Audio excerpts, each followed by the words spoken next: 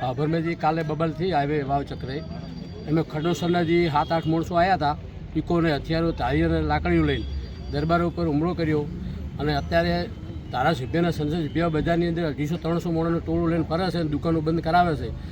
આ સમાજે કોમવાદ કરાવવા ફરે છે, બરાબર. એટલે મારે એમને વિનંતી છે કે તમે મહેરબાની કરો, આ તમારો ધંધો આવો નથી, તમે સમાજને સમજાવો અંદર બરાબર. ભાભરની અંદર તમે એમ કહો છો કે અમે ઓમ કરો તેમ કરો, એવું ના ચાલે.